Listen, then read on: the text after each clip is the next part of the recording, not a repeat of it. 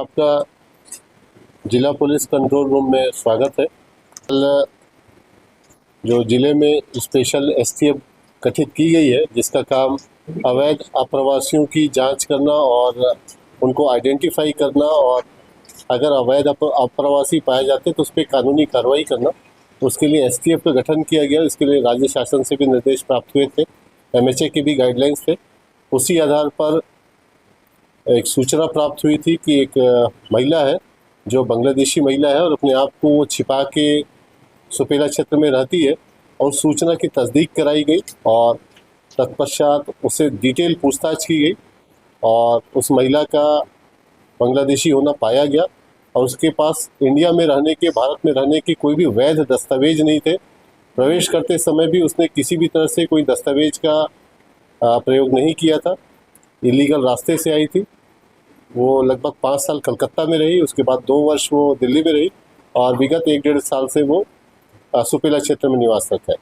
ये पूरी कार्रवाई एसटीएफ द्वारा की गई और इस दौरान ये भी ज्ञात हुआ कि ये महिला अपने परिजनों से एक ऐप है IMO ऐप, इसके माध्यम से बात करती थी। इस ऐप की विशेषता है कि इसमें नंबर्स डिस्प्ले नहीं होते हैं और यहाँ जो भी वो रकम अर्जित करती थी, उस रकम का प्रयोग वो कलकत्ता में अपने एक परिचित है उसको देती थी। वो उस पैसे को बांग्लादेश उनके परिजनों तक पहुंचा देता था।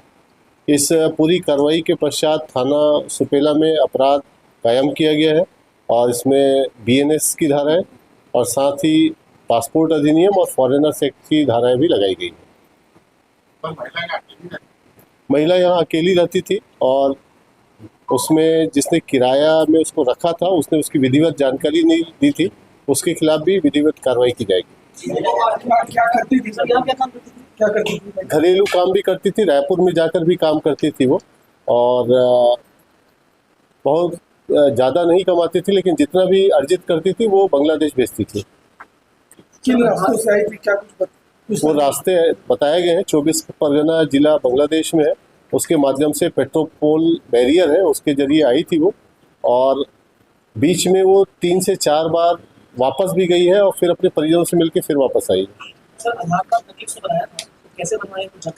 आधार कार्ड उसने दिल्ली की एक महिला का यूज किया था और उसके जो फोटोग्राफ है उसको फेंट करके उसने एक अस्पताल से अपना इलाज भी कराया था, उसका भी डिटेल प्राप्त हो गया, अस्पताल से भी वो डिटेल लिया गया। सर, एक रोड वाले जो ब्लैक में संचालित करके जिला में एक बताते हो, पूरे बांग्लादेशी है वो पहुंचते हैं नए बच्चों को लेके आते और यहाँ पर उनका कारण मापते क्या एसटीएफ अच्छी जांच करेगा? बिल्कुल इन सभी जो आप बता रहे हैं वो भी एक पोटेंशियल थ्रेट हो सकते हैं और उसकी भी जांच करेंगे। सर, बांग्लादेशी जब घुसते हैं तो उसके लिए पूरा एक गैंग काम करता है, वहाँ पर जो सिक्योरिटी फोर्स लगती है वो लोग भी पैसा लेते हैं, तो क्या उसके लिए भी आप लोग लिखेंगे कि ये लोग कैसे आए, उसकी जांच होनी चाहिए? जो बॉर्डर में सुरक्षा कर रहे हैं उनकी भी कोई जांच होनी चाहिए। देखिए, अवैध अप्रवासी के विषय में पूरी SOP तय है और उस SOP के तहत जिन भी अथॉरिटी से पत्राचार करना बिल्कुल करेंगे। सर, यहाँ पे जो इसको फ्रॉड किया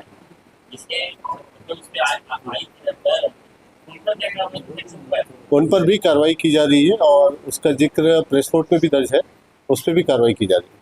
निश्चित रूप से अगर फर्जी रूप से आधार कार्ड बना है या दूसरे का आधार कार्ड यूज़ किया है, अभी इसमें दूसरे का आधार कार्ड यूज़ किया गया है, लिहाजा प्रतिरूपण की धाराएं उसमें BNS की लगाई गई है और धाराएं बड़ी सख्त है। सर, कौन से ऐप से बात करती थी महिला? IMO app, IMMO IMO app के जरिए वो बांग्लादेश बात करती थी। और पैसे कैसे भेजती थी? पैसा कैश भेजती थी, वो जो पश्चिम बंगाल में उनकी परिचित रहती है उनको देती थी और वो फिर आगे भेजती थी। इसके विषय में सूचना प्राप्त हुई थी और सूचना की तस्दीक SIT के प्रभारी सत्यप्रकाश तिवारी द्वारा की गई और पूरी टीम उनकी लगी थी और उन्होंने 2 दिनों में ही इसको सारी चीज़ों को तस्दीक किया। जो आधार कार्ड था उसका भी डिटेल प्राप्त किया और उसके आधार पर धरपकड़ संभव हो पाई।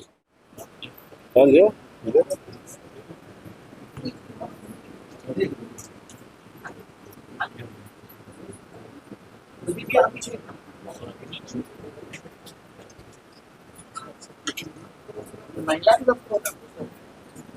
मकान बने